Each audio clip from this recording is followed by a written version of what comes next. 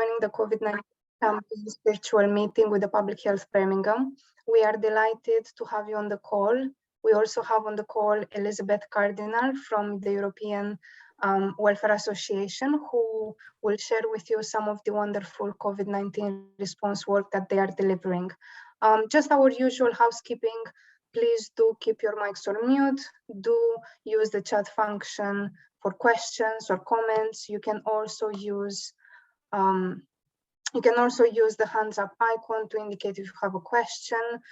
Just to let you know that the call is being recorded and will be uploaded on the Healthy Bram YouTube channel. I will post the agenda in our chat box before I hand over to my colleague Shona, who will be presenting on the COVID dashboard. Ready when you are, Shona. Hi everyone, yes, I am ready. So let me share my screen. Let's see, window. Maybe I'll go entire screen to begin with and then see how we go. Okay. Can you see the dashboard? Yes, I can. Great, okay.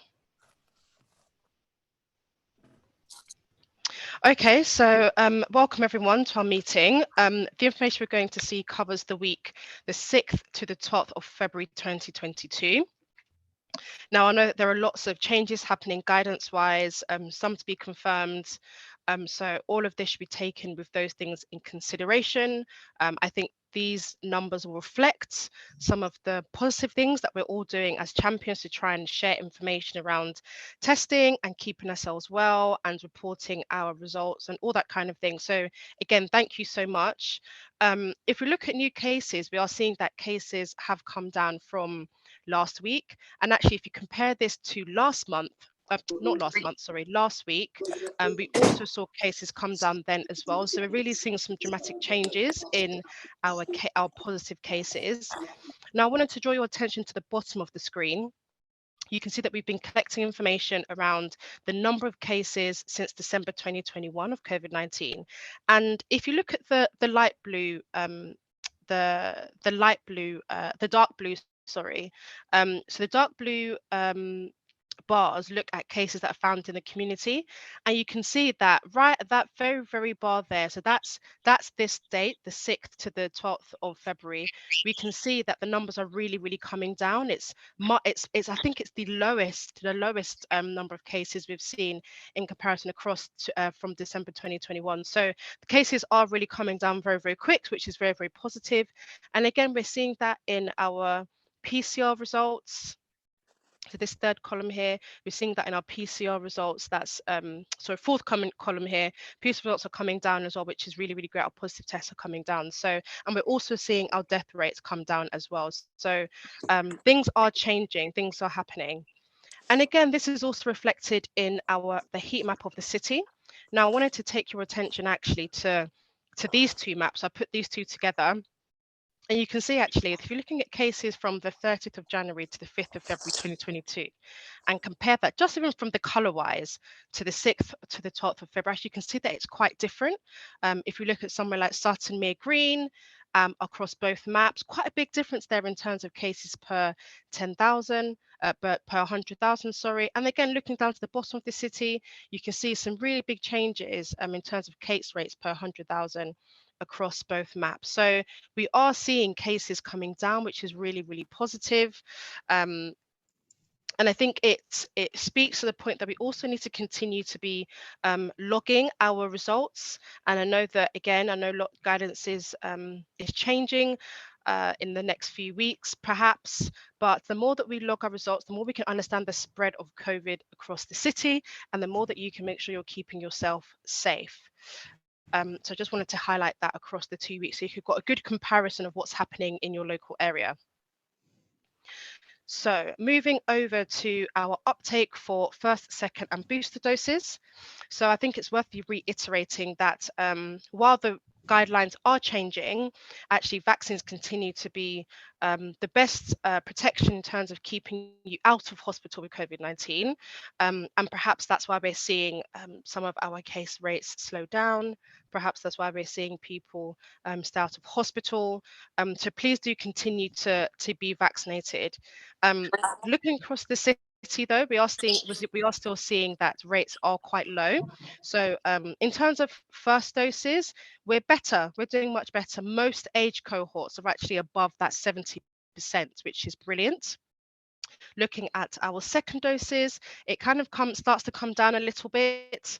But again, majority of places of ages are at least above 60, but we want to try and push that across to be above 70 to meet that national average. And in terms of our boosters are still very much behind. I think the only cohort that is reaching the national target of 70% is the 50 plus and the 65 plus. So again, it's worth reiterating that if you haven't had your first dose, or if your people around you have not had their first dose vaccine, they're always welcome. The offer is always available, and that will always remain to be free. So please do try and continue to encourage people. And if people around you are not aware, there is the Birmingham Jab Cab service. I will post that information in the chat once I finish the presentation, but that is essentially a free taxi to any vaccination site near you. And it's a free service. People can go at any time, and hopefully that will kind of help to manage some of the COVID apathy perhaps we're seeing, with people kind of not bothering to go anymore because COVID is over. COVID is not quite over yet. We still want to get people safe as much as possible. People are still going into hospital. Yes, it is less than before, which is great. But the vaccine will definitely help you to reduce that severity of COVID-19 and end up in hospital. So please do encourage people. And again, I'll share that Birmingham Jab Cab into the chat so you can share that with the people around you. Now, I'm not going to talk too much around the uptake of the first, second, and third dose, but I wanted to show you some reflections actually, that while not much has changed actually across the city, what we are seeing is that the numbers around uptake are slowly going up. So thank you to all for all that you're doing. I had a quick look at, again, the statistics from last week in comparison to this week, or last week in comparison to the previous week before that, and we are seeing those uptake numbers come up very, very slowly, creeping up. So there are still people out there who have not had their vaccine, and we need to, as much as we can, to try and make sure that they are encouraged to take along to take up that vaccine. They're encouraged to get in a free cab, or they're encouraged to just ask questions at their local pharmacy or their doctor's office. So that's all I wanted to say for now. I'm not sure there'll be lots of questions or not. I know that, again, there's lots of things that are up in the air at the moment. But Birmingham, we are doing better. Things are getting better, but there's still a way to go. So I will stop talking now, and myself and my colleagues will take any questions that you might have. Thank you so much, Shona. So yes, if there are any questions, please feel free to either just drop them on the chat or ask them directly.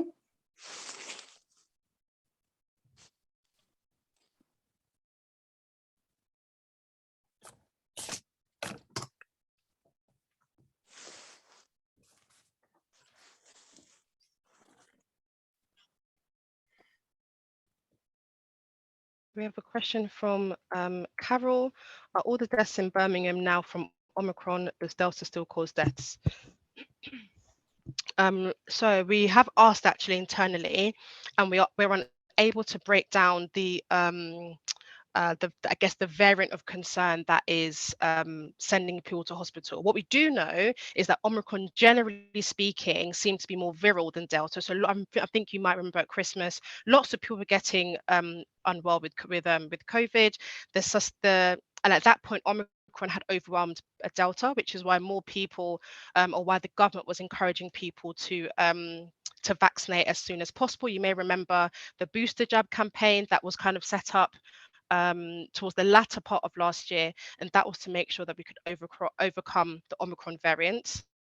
Unfortunately, I wouldn't be able to comment on whether Delta is still causing death, but my understanding is that Omicron was less severe in some cases. But yes, I think the best thing to kind of keep in mind is that you can still go to hospital if you contract COVID-19, and a vaccine is your best chance of trying to reduce the possibility of going to hospital. So Delta is still in circulation, Omicron is still in circulation, and all the other variants are probably also in circulation too, but they just didn't quite make it to the newsstand. So that's just something to keep in mind.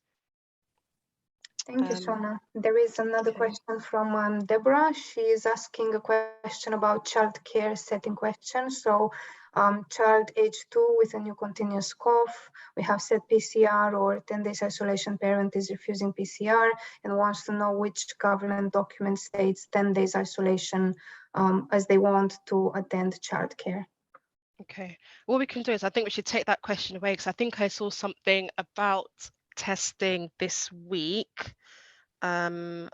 I will have a look as when we go through the presentation through the rest of the agenda items. Sorry, I'll have a look through to see if I can pull it up in my email. Sorry, my light's just flashing behind me. Apologies. I will have a look to see if I've got the testing information or the isolation information. But if not, I will get back to you. Maybe we can put it in the newsletter for next week if that's okay, Andrea. Thank you, no problem. Thank you so much. Then there is another question from Yetunde asking what is being done with regards to more awareness for the booster jab since the response has been so low so far. Yeah, so I think so the NHS is the one that leads vaccination information and pushing vaccination information. Oh, that is really bad, isn't it? And obviously there needs to be more work to be done to make sure that that work is localized. So this team is actually trying to, and the rest of the public health in Birmingham is setting up lots of projects to try and start tackling vaccination uptake.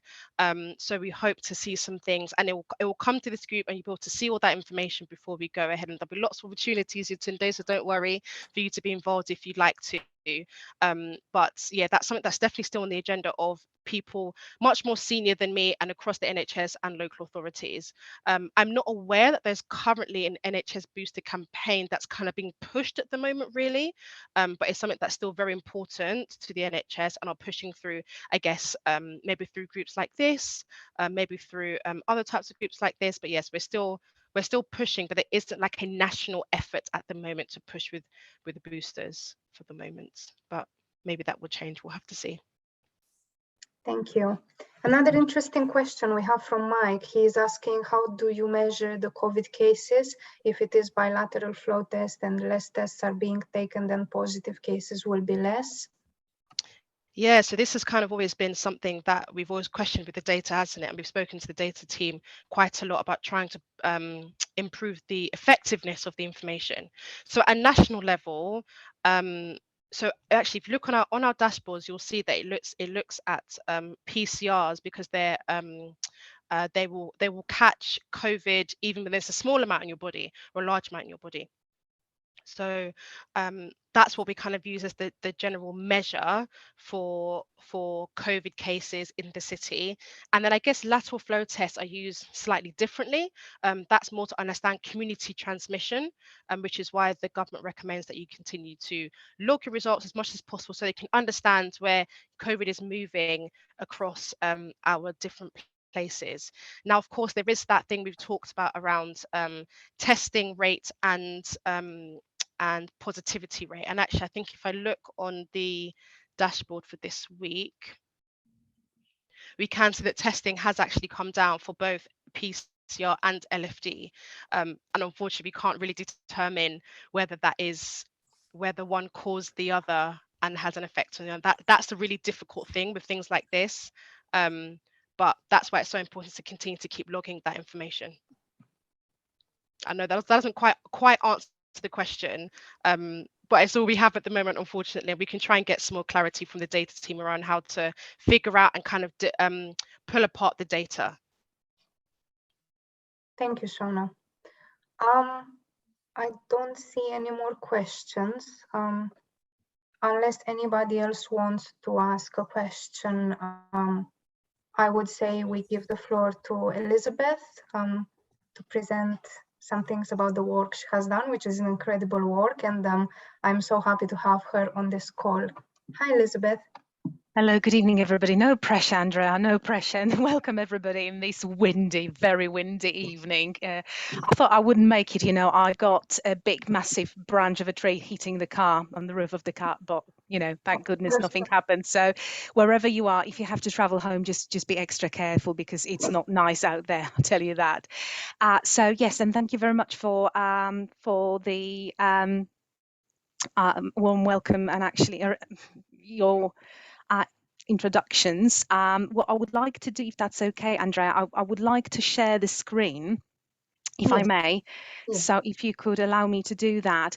So I'll try to, I'm just looking at the time and what I need to cover. So my apologies in advance if I speak too fast, and if there is anything that you want me to repeat, or if there are any questions, then obviously I'm more than happy to answer those. So in terms of introduction, so the context in which we work. So my name is Elizabeth, or Elżbieta in Polish. I'm one of the founders and directors of the European Welfare Association, which is an organization that actually came to be back in 2009 on the basis of running a Polish supplementary school.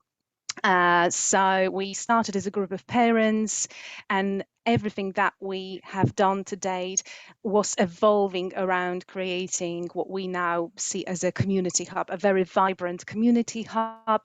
We are actually based in few locations. One is in Digbeth at Polish Millennium House. There is one on a high street in West Bromwich, Sandwell, and we also operate in Walsall as well.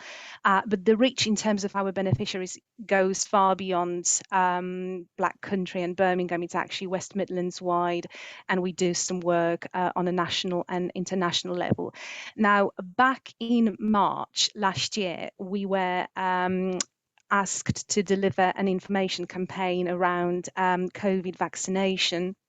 And that was a project funded by the Sandwell Public Health and part of the Walsall local authority. So I'm just going to share with you the findings of and briefly talk about what we've done within 6 months, and the findings and recommendations that we put forward to our stakeholders. Number one is basically, I'm more than happy to actually share this report with anybody that wants to read it in more detail, should you be interested. So an important thing that this is something which is very relevant to any of you that are in charge of running a third sector organization. What we are now finding, it's not just about delivering a project. What's really more important is to have right people to deliver those projects with right set of skills and knowledge as well. So we are very blessed in that respect. Our team is actually consisting of about 70 staff members and volunteers, highly skilled professionals. And what we are doing as a part of a lot of our work, we involve a lot of young people.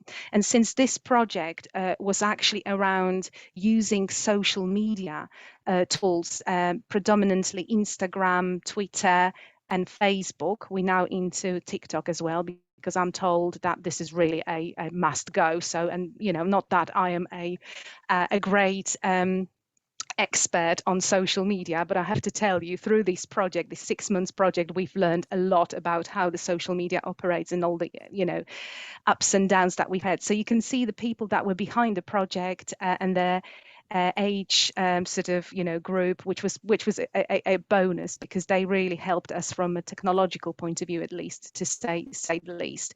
And this is what we agreed to do within the 6 months. So we obviously put a lot of pressure on community engagement, because that's something that we felt is an absolute key, which it was. But there are buts. And what we agreed to do was to run some monthly question and answer sessions, and this is in red for a reason, and I'll tell you why. We also agreed to actually create a bespoke video clip that we would then use on our social media campaign to encourage people and obviously increase the uptake of COVID vaccination. And of course, we then put, things about dissemination of all the leaflets and all the literature that we could get hold of in Polish. And it was all around using all those tools to, provide accurate and trustworthy information around the vaccination program. We also got involved in attending the briefings with the Public Health Director here in Sandwell. We did the vaccination leader peer support sessions and training similar to the way the Birmingham's operating. And of course, we were responsible for managing all the content of the social media. A lot of it was done around actually disseminating existing information from NHS England, actually. But we wanted to put, a little bit of more a cultural spin, something that we felt would be more appealing to the Polish community. So this is what we agreed to do. Now, in terms of the question and answer, there you go. So that was one of the question and answer sessions that we co-organized with our colleagues from Near Neighbours. A great session, I have to say. However, what we discovered very, very quickly, people were tired of question and answer sessions. Okay, we got into that position where, in terms of the engagement from the community, it wasn't that great. It was great for the professionals to sit around the table and actually have a discussion about it, but to engage the public in taking part in those question and answer sessions was a totally different matter altogether. And we very, very quickly had to sort of change this, and these were the sessions that we're doing kind of today, an hour long, and people trying to get answers, pose important questions, pose difficult questions, uncomfortable questions. Great, but again, from our point of view, the messages weren't getting where they should be getting. And also, I think people, as I said, people got tired of spending a long period of time listening to those debates, if you like. So then there was another thing we did as well, because that was, and bear in mind that we're talking about, that was probably around April, May time last year. So it's important to put it in context where we were, as a country and, well, globally, in terms of the COVID situation. I think I've got somebody with the mic unmuted. So sorry, there's a lot of background noise. So I don't know, Andrea, if you are able to mute people. Sorry, because it's a little bit distracting. So I know it's very easily done.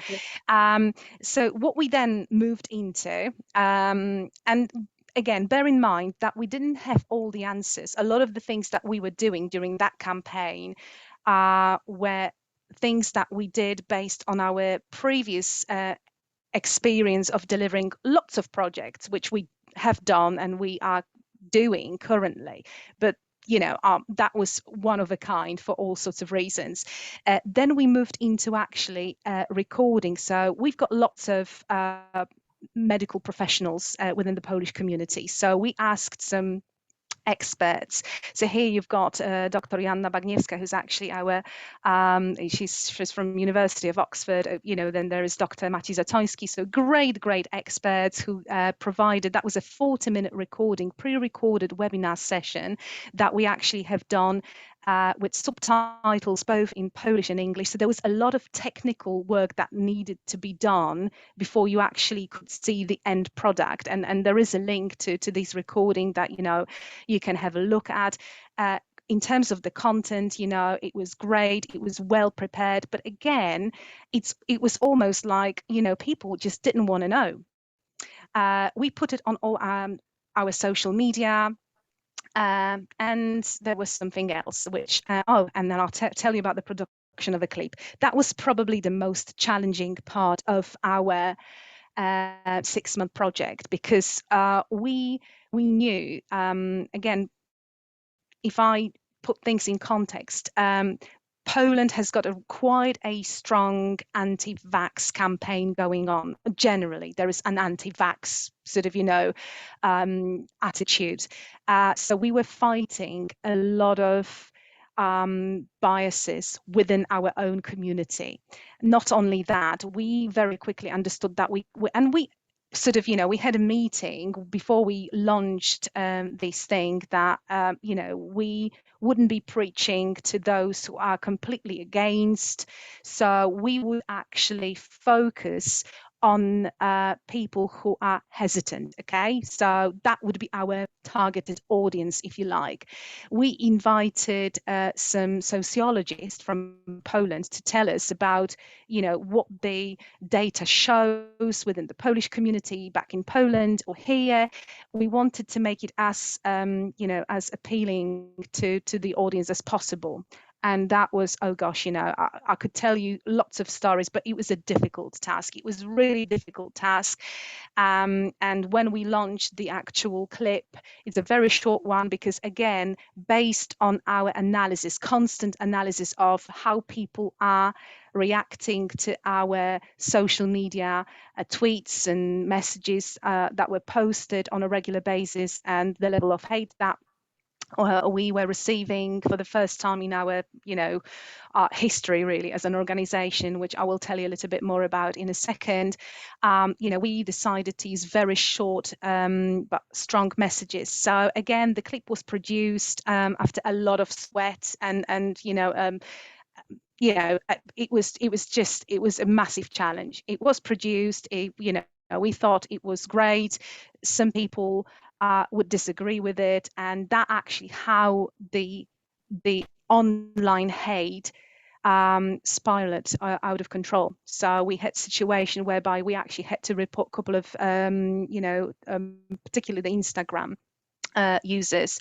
It was almost like it opened a gate for all the hate and hostile sort of comments. So we had to really look into our own well-being and our staff well-being who were actually behind the project delivery. So we believe we've created a lot of great stuff. So this is just some some visuals in terms of what was produced within the 6 months, and how many posts were produced and so on, and the reach of on the social media.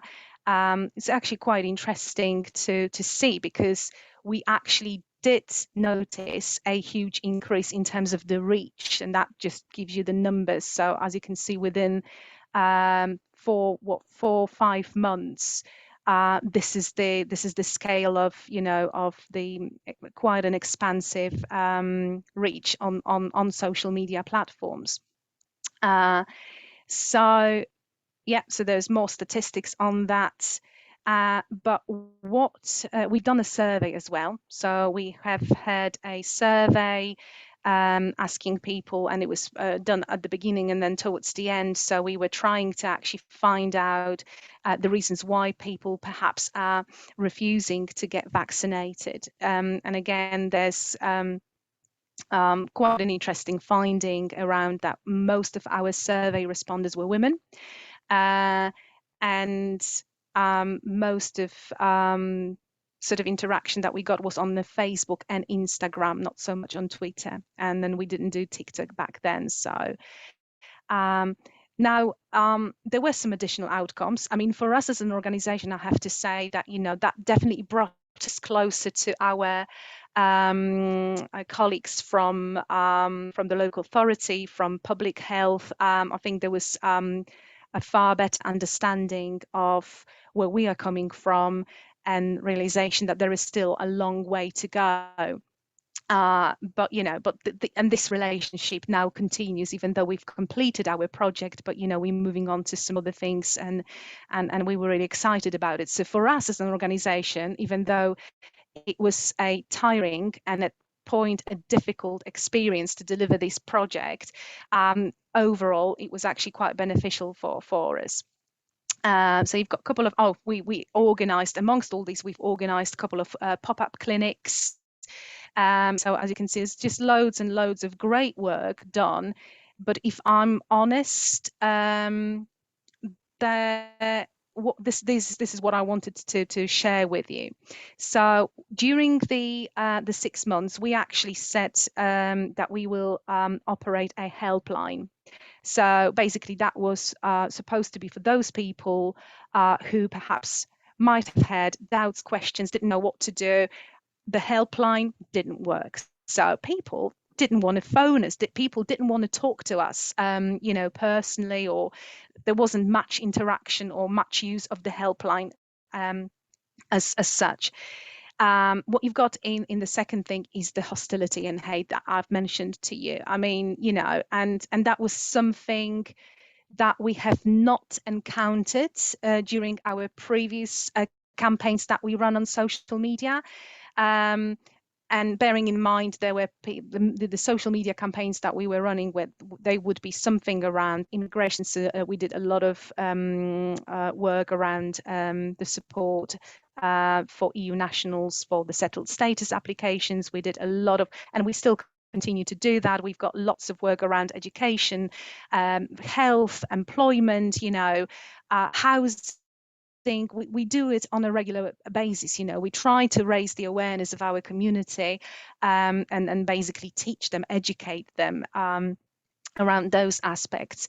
This was the first project that instigated, as I said, a lot of hate on social media. So it was almost like people felt that they could say things. Obviously, some of them were quite, you know, they basically ended up, you know, being reported to relevant social media, you know, platforms and banned.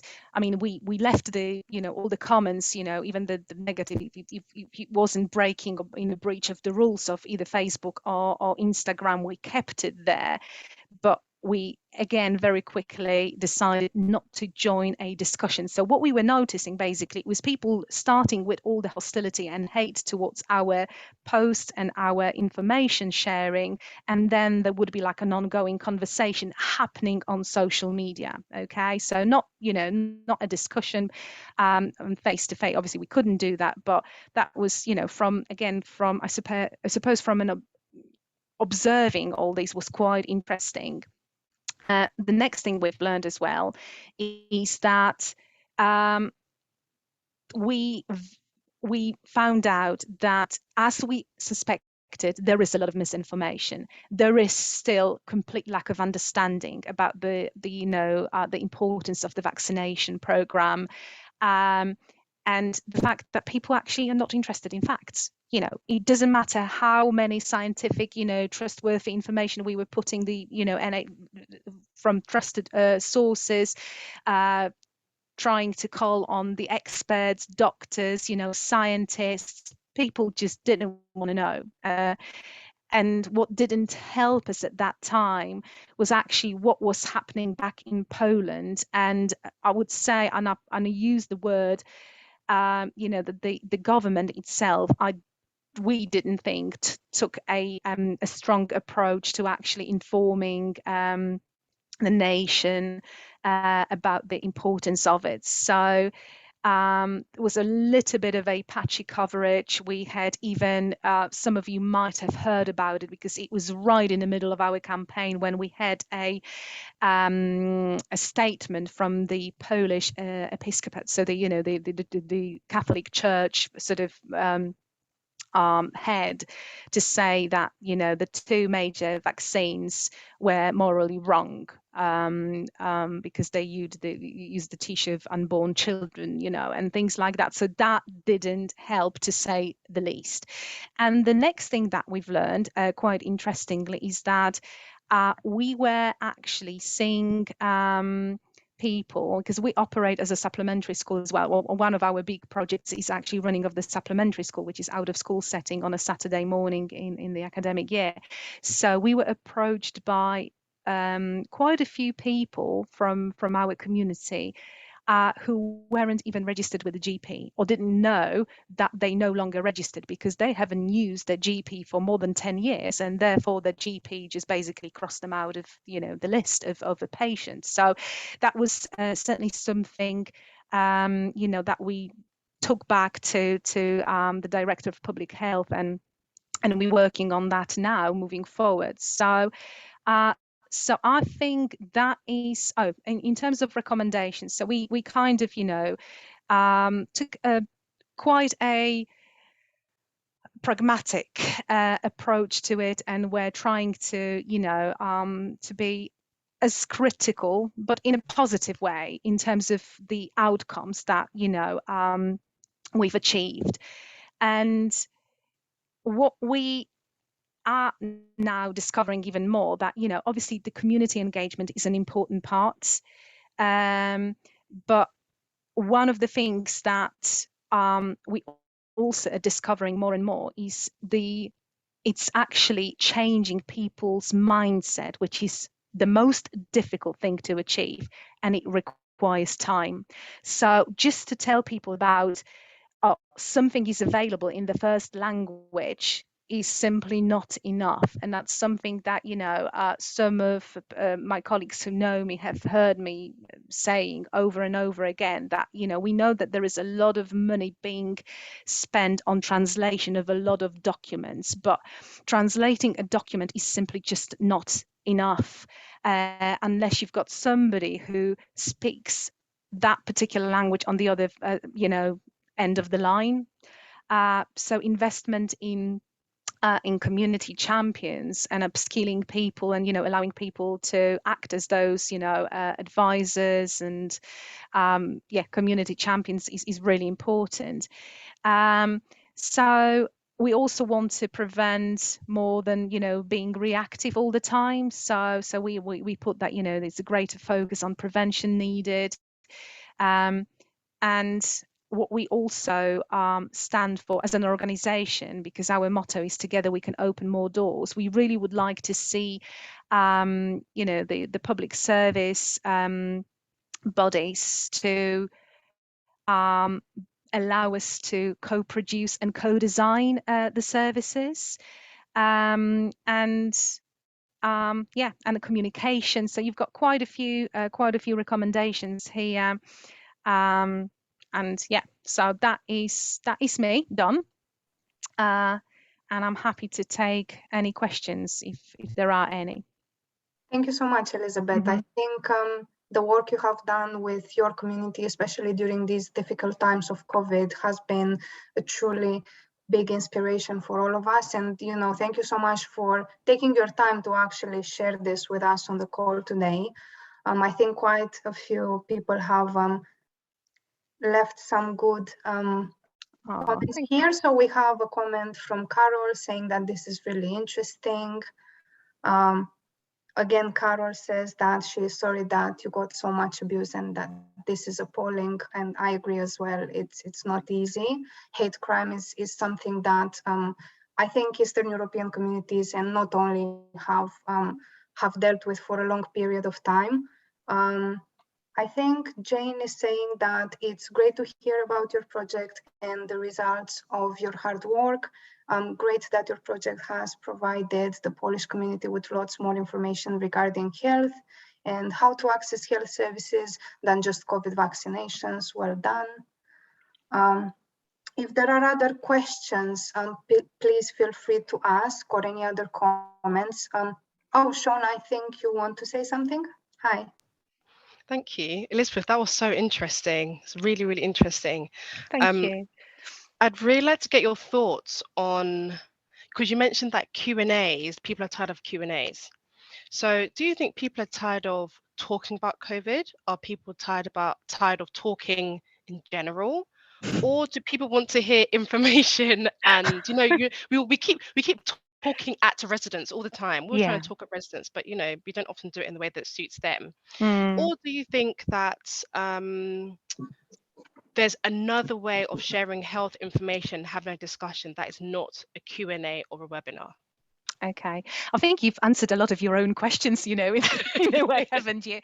I'll tell you what as I said, it's an ongoing process, and there isn't, you know, there's a great saying that, you know, one hat fits none. Okay, and this is I think we have to sort of keep this at the back of our heads, that, you know, and even within one particular community there will be lots of differences, but what we are learning all the time, we're trying to be as reflective as possible, because obviously we are part of a community. So, you know, within the team, 70 of us, actually all of us are Polish nationals, right? So that helps us quite, you know, to great extent to understand, you know, what's going on within our own community. And I'll give you a very good example. I think number one, we are, and that's generally speaking, for all of us, we are bombarded with so much information nowadays that people basically switch off. Okay, if I have to stay, whether that's, I tell you what, even 15 minutes seems to be too long. And one of my staff members brought to my attention only recently, because we obviously continue working on lots of other projects. She found these, I think it's a British lawyer. She's a solicitor. I think she does family law, and she does. I'll share it with you when I find her Twitter account. And basically, what she does, she records like 30 max of 30-second. It's like a question, a common question and an answer when she's doing ironing, when she's putting up a Christmas tree, when she's at the gym. And the way she's done it, it's so smart, because you've got the most commonly asked questions, okay, answered in 30 seconds. So, and I think in terms of our,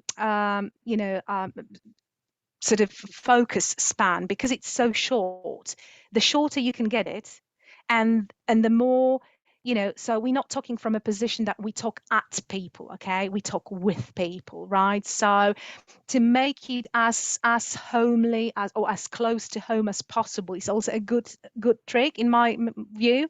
So this is what we're trying to do now. So if you check us on TikTok, for example, and this is another thing, people are not interested in all those scientific things. We did a recording last Saturday with our she's actually the caretaker of the school, but she's also in charge of our school cafe. And she was there were questions asked on the screen, and then she was providing very short answers to those questions. And within 24 hours, I think it got like 10,000 hits on TikTok, okay? Because it was funny, because it was done with a bit of humor. It wasn't that serious. She was like, cutting a cake, then she was cleaning the classroom, that sort of thing. People can relate to. So keep it short and sweet, okay? And keep it just ordinary as possible. And invite, and I think another thing is that because it's done by the member of that community who speaks that language, also helps. So, I don't know whether that answers your questions, but the questions and answer sessions, don't. It's a big no-no, okay? Nobody wants to know about them anymore. If we talk about engaging with the public, if we talk about for us as professionals, as people who are involved in the delivery of those things, absolutely, because we obviously networking. And I think that's another thing that, we need more opportunities as individuals, as professionals, to actually network with one another. Because again, we're so busy in these, everyday jobs that we do, that having a chat about, what is it that we actually do? Where are you based? What worked, what didn't work?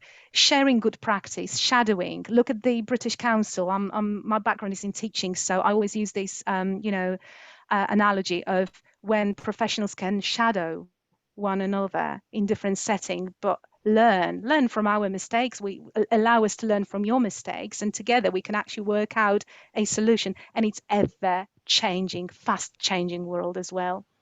Thank you so much. I've literally been taking notes. That's why I keep looking down. So thank you. That's really, really helpful. Much appreciated. Thank you. I also have a question for Elizabeth. Well, actually, it's a couple of questions. I'll try to keep it brief. So the first question would be, Elizabeth, and I know that you guys have learned so much from this COVID project that you've run for the past few months.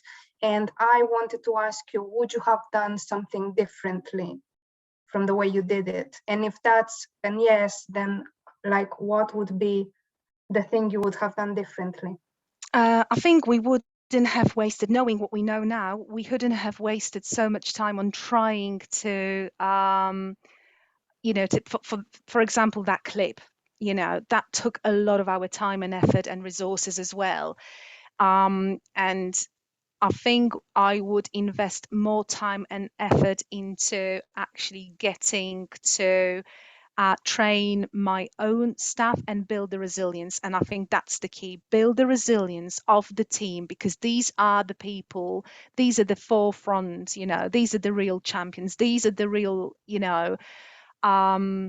heroes, and they are unsung heroes, you know. So providing more opportunities, particularly from you know, again, teaching perspective, investing in young people. So one of our volunteers that you'll see in that report, and as I said, I'm happy to share it with anybody who wants to have a look at it, is actually a medical student.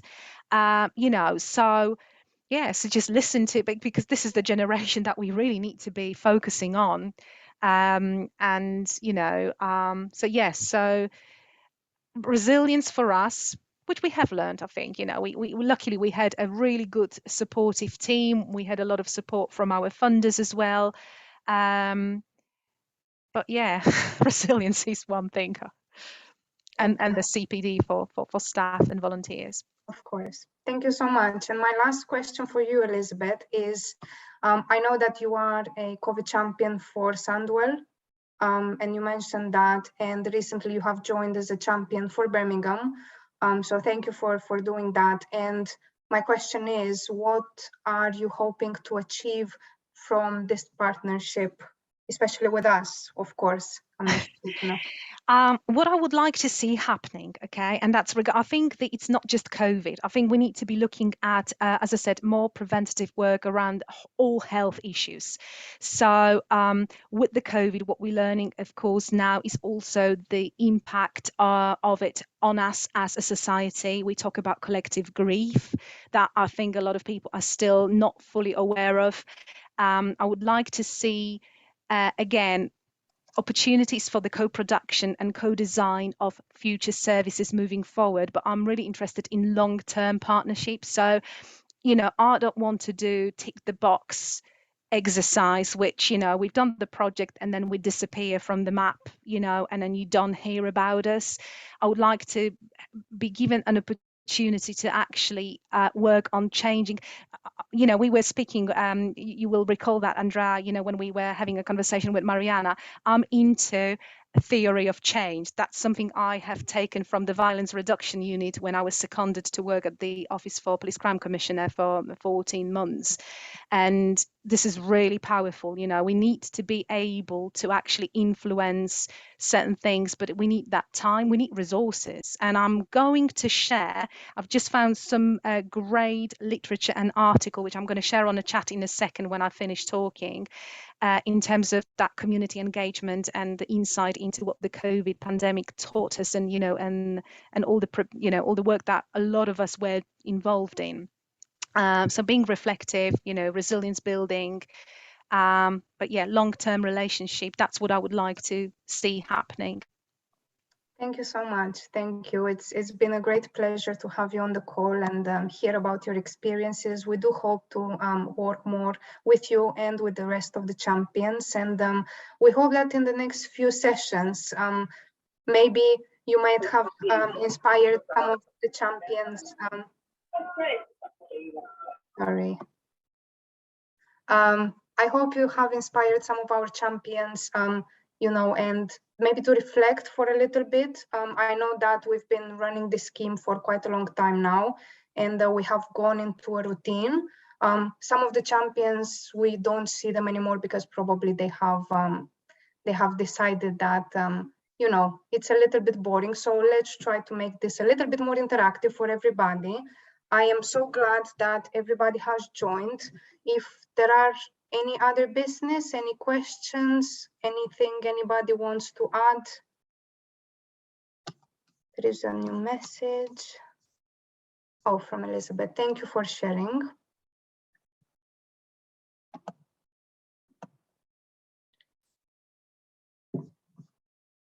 Okay.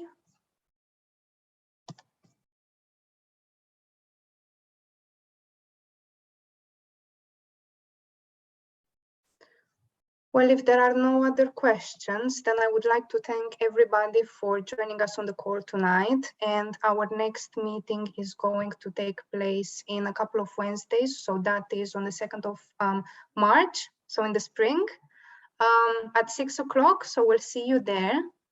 And yeah, have a good evening. Take care and stay safe. Thank you so much. Thank you all. Thanks, everyone. Take care. Bye.